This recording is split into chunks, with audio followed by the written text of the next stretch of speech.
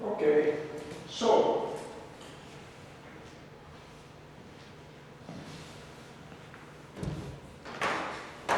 I mentioned that the constitutive equations, the equations that build a hydrological model, a mathematical model, are typically the mass balance equation and the energy balance equation or the momentum equation. And I just would like to provide to you now with this slide the fundaments for deriving these balance equations, so the basic principle from which you can derive this balance equation, which can be all derived from the same theorem, which is the Reynolds transport theorem that I want to introduce to you now with this slide. Now let me make a premise. First of all, hydrological models, as you will see, are very simple. And it's very simple to write for many of the most used models these balance equations, also in an intuitive way by using a very pragmatic approach. So basically this premise that I'm making now in introducing the Reynolds transport theorem to provide the basis for deriving this balance equation is not really needed. And in many hydrological textbooks, it's not even mentioned the Reynolds transport theorem, which is instead more used in hydraulic textbooks because it's more useful. It's basically it's the theorem that allows you to set the basis for the study of fluid mechanics. In hydrology, we base on fluid mechanics, but in a very simplified way. So I could even set the basis for hydrology, for rainfall modeling in a very pragmatic way, in a very empirical way, without even mentioning the general form of the balance equation that we use. Still, I prefer to give to you an overview of these basic principles in order to explain what are the real basis of hydrological modeling. Because once that you know this, let's call them real basis, it's relatively easier for you to understand even the more complicated models that you may have the need to study if in your future career you will have to make some professional hydrological analysis. That being said, what is my typical question at the oral examination when I ask something related to rainfall modeling? My typical question is to ask you to describe one of the three kinds of models that we will take into consideration later. And so usually I don't ask a specific question on the Reynolds transport theorem and the basis for the balance equations. Still, if I see that you are doing a very good exam and you are very well prepared, this is a question that I may ask. So basically, it's a kind of question that I reserve for students that are very well prepared to decide whether or not it's worth giving to the student aloud rather than giving just 30. So I hope the situation is clear. This is not a kind of question that I easily ask, but I think it's useful for you to know, and therefore I may ask it if I really feel that you are a very good student. So, what is the Reynolds transport theorem? The Reynolds transport theorem is the balance equation that refers to a control volume for any property that depends on the mass of fluid that is included in the control volume. So you have a control volume that we assume to be fixed in space in order to simplify the problem, and this control volume is a fixed region in the space that contains fluid. Okay, it can be filled up by fluid or not, it contains fluid. And what I want to do with reference to this fixed space, fixed region of the space, is to to write a balance equation. For what? For any property that depends, is proportional to the mass of fluid that is in the control volume. So what is a property that is proportional to the mass of fluid? The mass itself, for instance. If you look at a glass of water, the mass of water that is included in the glass is proportional to the mass of water that is included in the glass. It's the mass itself. Another property that is proportional to the mass is energy.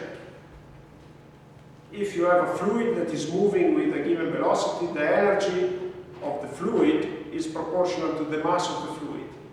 Or another quantity that is proportional to the mass is momentum, because momentum is given by the mass times the velocity of a particle of fluid. And therefore, it's certainly proportional to the mass. So any property that relates to fluid that is proportional to the mass of the fluid can be computed the balance with the Reynolds transport theorem by referring to a control volume. I anticipate to you that our typical control volume is a catchment, or maybe also a lake.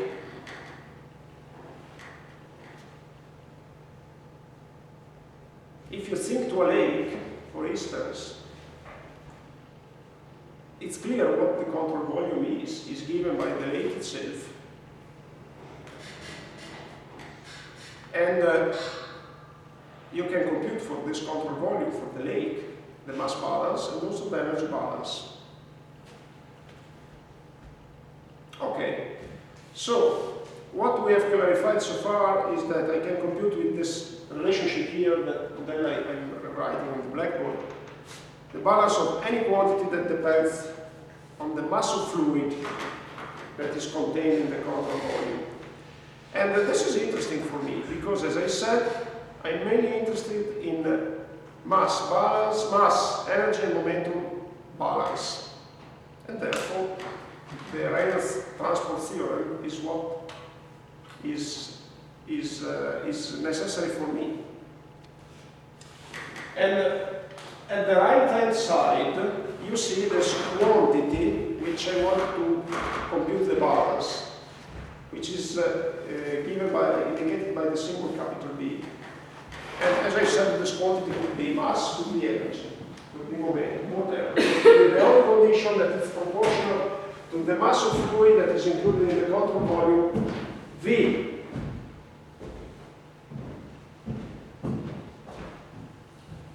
So let me write it here. I write just because if I write, I get a perception of the time that you take to write yourself. So I think it's more convenient.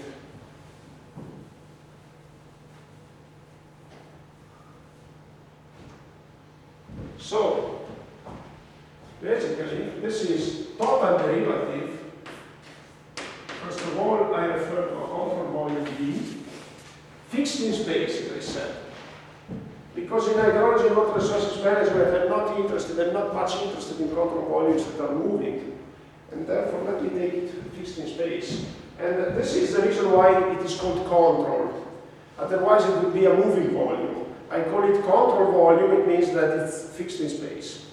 And so, the total derivative of the quantity B, capital B, that is included in the control volume is given by the partial derivative with respect to time of the integral extended to the control volume V of lowercase b. And what is lowercase b? Is the amount of B per unit mass of the fluid. Is the amount of B per unit mass of the fluid times rho, which is the mass density of the fluid in the V.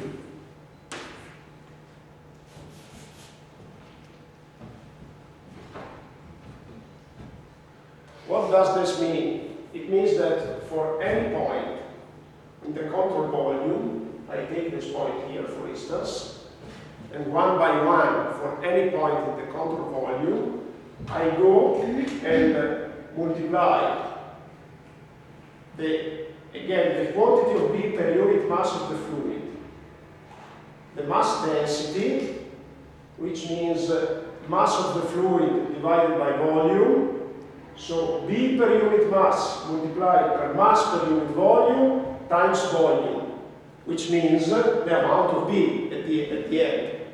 But I want to compute the partial derivative with respect to time of the amount of B in any point of the control volume. And this allows you to take into account source terms.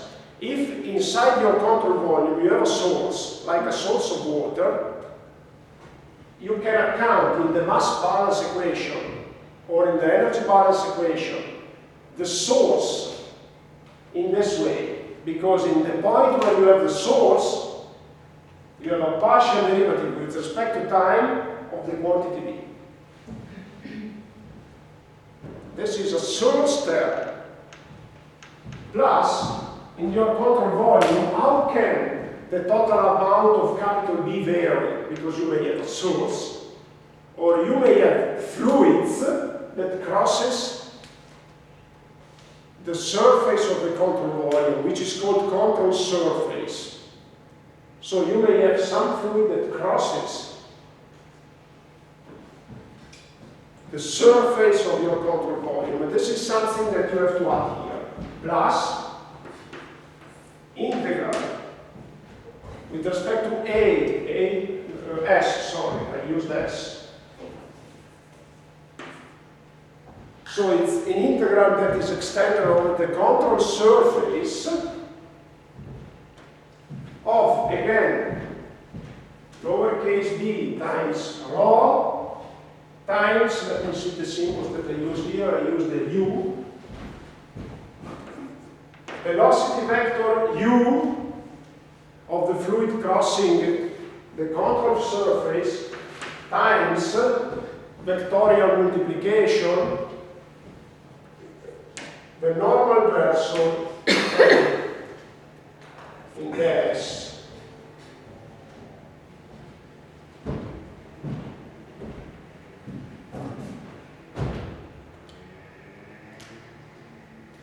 Let me make you a very simple example. Let's look at a river from above. You have a river here. And let's limit the river with two cross sections. One here and the other here. And we know that the velocity vector here is perpendicular to the cross section. Why? And what is the control volume then? Is the river reach, which is included between the two cross sections and includes the river body. Okay, so basically you have fluid crossing the river all in the two crossing the control volume all in the two cross sections.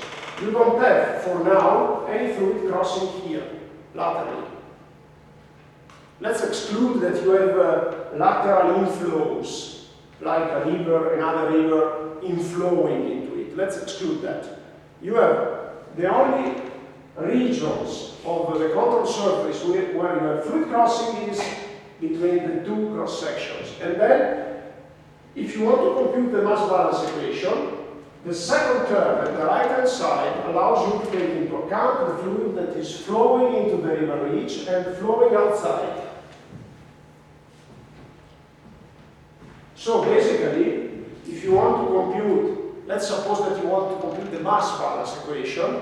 If you want to compute the variation, the change in mass of water in your river reach by using this term here, you can just make the difference of the mass of water flowing into the upstream through the upstream crossing intersection minus the mass of water that is flowing outside through the downstream river section. And now let's suppose that into this river you have a source of water. Then if you have a source, you compute it with this term here.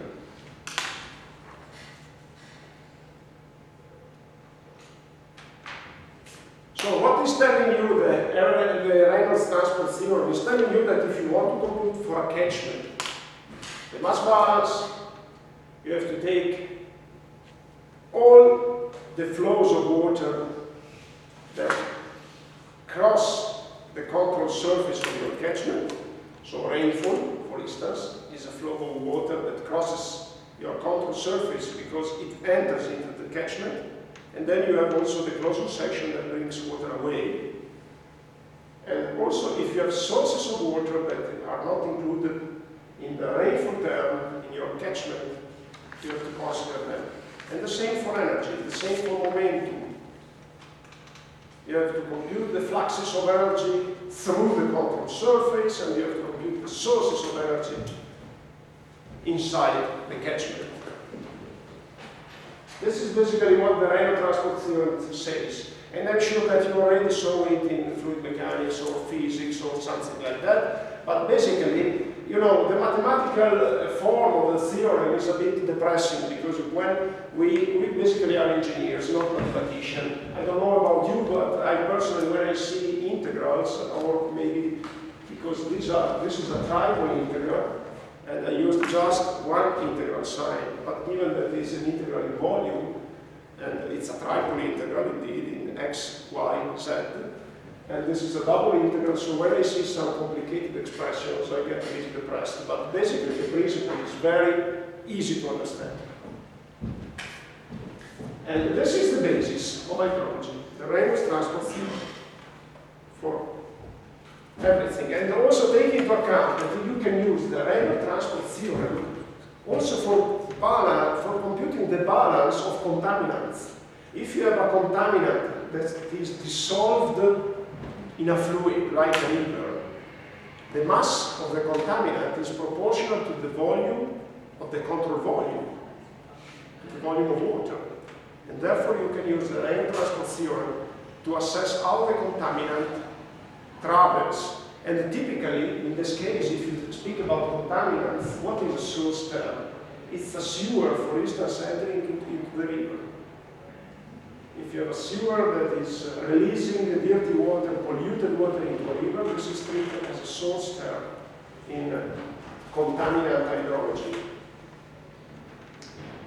Okay. This is our control volume, the catchment. And the catchment is a fascinating context because it's basically where hydrology takes place. And it's fascinating because catchments are very diverse and they refuse to any attempt to be classified and to be rigorously understood. We need a lot of experience to deal with catchments. We need a lot of experience to be able, by looking at a catchment or by looking at maps of the catchment, land cover, geology, we need a lot of experience to obtain a guess of how the catchment behaves to extreme rainfall, to droughts. And when I say experience, I don't mean long time. And this is a concept that I always stress with the students. Very often we are told when we are young, we are told you need experience, like you have to become an old man or an old woman before you understand. This is not absolutely true. Experience means capability to understand, capability to elaborate an opinion.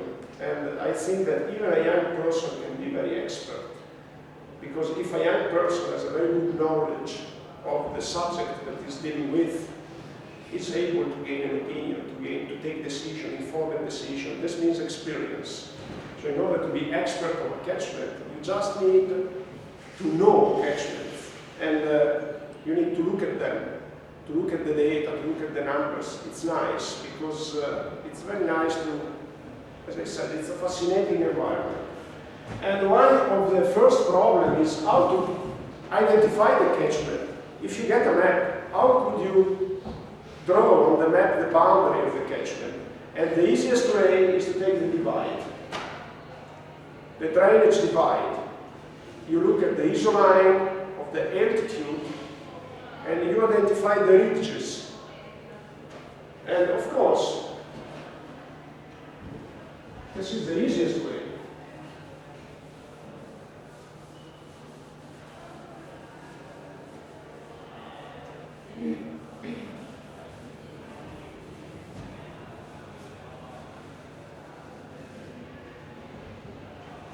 If you have a divide and a ridge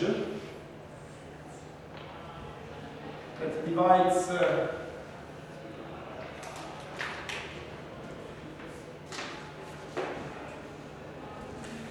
two catchments, and of course it's quite obvious, intuitive to assume that if you get a rainfall flowing here, then you get this water flowing into this river.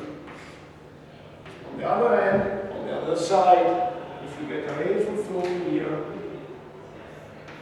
it's easy, natural, intuitive to assume that this point belongs to the catchment of River 1, and this point here belongs to the catchment of River 2. This is the usual procedure that we use to identify catchments. We look for the divide. But actually, in many cases, we have layers of rocks which are impermeable that are tilted. So it means that even if you have rainfall here, after infiltration, this water flows over the rock layer and goes to catchment 1. So the identification of catchment, the identification of the catchment boundaries is a complicated problem which we usually solve in an approximate way by assuming that the boundary is over the divide. Okay, as I said, they may have different form and sizes, and there is an intense research activity in trying to classify catchments. Classification is an aid to gain a preliminary guess of catchment behavior.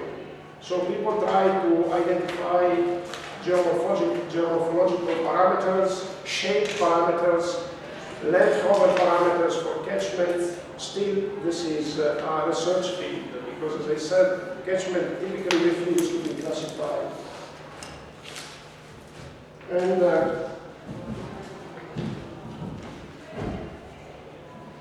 today we use digital maps, and in the past we used to identify catchment by hand. Now we have GIS that help us to identify catchments. So of course we take advantage from these aids. And basically what we would like to do with the rainfall of modeling is to start from a prototype, which means the real system, and to replace the watershed, to mimic the watershed behavior by using a rainfall model. And now the question is how to build this model starting from the concept of energy, mass, and momentum balance.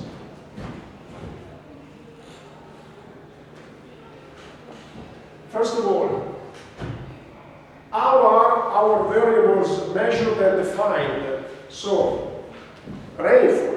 Rainfall is usually measured through an instrument that is called rain gauge.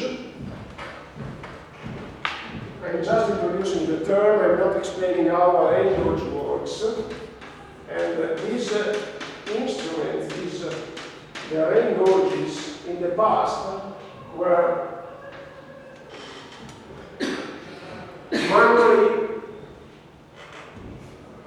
taken care of, meaning that the measurement, the rainfall measurement, was taken manually every day, every hour, by an individual that was looking at the water level in a tank, a rain tank.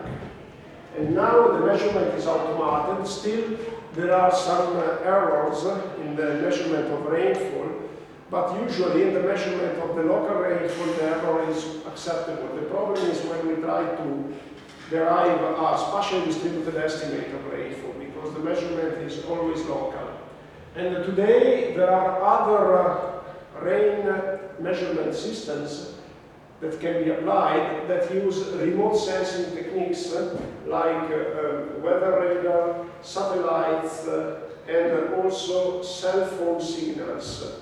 But still, the precision of this instrument for remote sensing of rainfall is limited.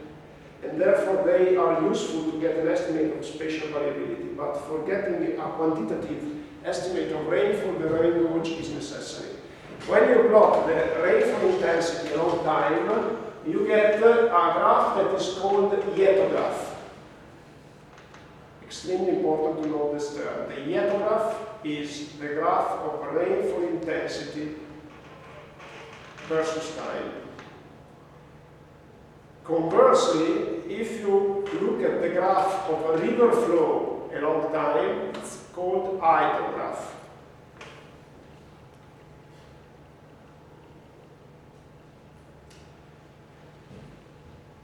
There are many types of yetographs and hydrographs. The yetograph is dominated by the meteorological behavior of the site.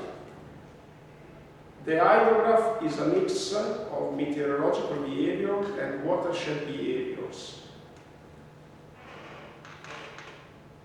The catchment is an integrator of precipitation. Precipitation is rainfall plus snowfall. The catchment is an integrator because basically what it does, it collects precipitation to give back river flow by integrating precipitation. And when we look at the hydrograph, there is a terminology that I want to introduce, it's not used here. We have the raising limb. It's the limb of the hydrograph where the river flow is increasing. Then we get to the peak flow. After the peak flow, the recessing limb starts. Let me write down. Raising and recessing.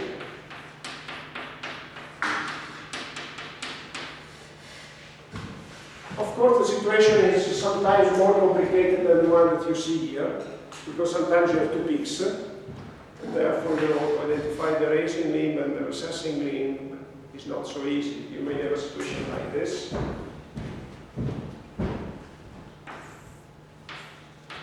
Time and the river flow, and you get something like this.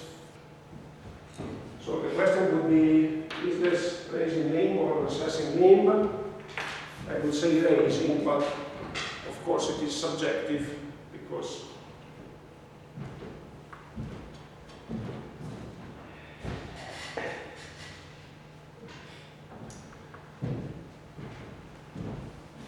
here you see this graph refers to how the hydrograph is changed by building a reservoir. We are not interested in that for now.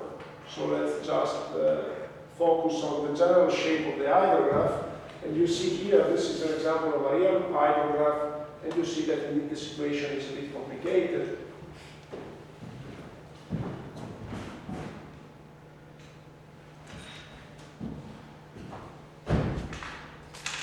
Okay. So what are the inputs to a rainfall runoff model? Rainfall, of course, maybe snowfall. Let's say precipitation. Precipitation includes both. And then we have many other things.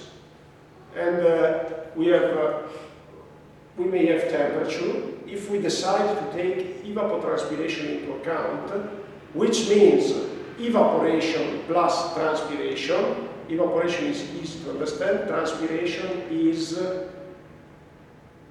the process through which the plants take water from the soil and give back the water to the atmosphere in form of vapor, transpiration. And usually we use the term evapotranspiration to consider both of them. So we have models to compute evapotranspiration, and they want, for instance, temperature as an input variable. So temperature could be one input variable, but also we may have also wind velocity in some cases, because wind have an influence on evaporation. Usually we don't consider wind. Very often we consider temperature. Also temperature is important for computing snow melt, the contribution to the river flow given by snow that transforms into water with increasing temperature. And then we may have other input variables like catchment behaviors, soil type and use, catchment area, information on the soil, information on the geology. These are our input data. And the output is mainly river flow, but we may also be interested in evapotranspiration. Sometimes we are not much interested in river flow, but in water depth. For instance, if we want to design flood protection work, the design variable is not river flow, it's water depth. We may have different type of output variables. And then, let's spend a few words on the type of different models that we may have. And basically, I'm referring there to some classification of rainfall runoff models, but what I mean to say here and what I want to emphasize is the practical relevance of this classification. So let me just focus on the first one, lumped versus spatially distributed. What does it mean? You may consider the catchment as a pool and compute the water balance of the good catchment, and then the model is said to be lumped. Otherwise, in order to take into account heterogeneity, you may decide to compute the water balance at the local scale, and therefore you divide the catchment in subcatchments. This means that the model is spatially distributed. This is a relevant difference. Lumped models are simpler, spatially distributed models are supposed to be more detailed. Second classification, there are some people who don't trust the application of physical concepts for building rainfall runoff models, and they prefer to build empirical models, like linear regression. This is a black box model versus a physically based model. You can, of course, compute a linear regression if you have enough historical data of river flow and contemporary rainfall. You can, of course, compute a linear regression. The question is whether or not it's reliable, but certainly it's possible to compute a linear regression of river flow versus rain. This is an empirical model. Could be an option. Then, models can be divided in models that simulate just an event, like a drought event, or a flood event, or you may decide to simulate the whole life of a catchment, summer, winter, high flow, low flow, with the same model. The difference is a model that is called event-based, and its counterpart is called continuous simulation model.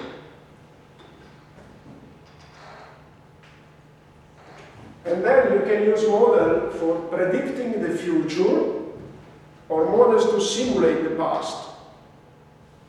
For instance, in the case of the Emilia-Romagna region, we wanted to estimate the water deficit, we simulated the past period. But you may use rainfall runoff model also for forecasting river flows and forecasting flood events. You try to predict the future. This is the difference between forecasting models and simulation models.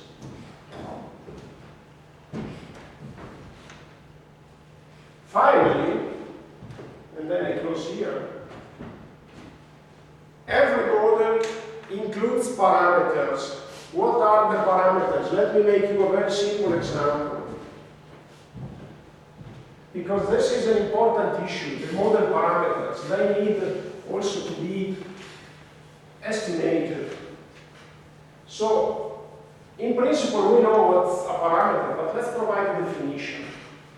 And let me refer to the linear regression. If you have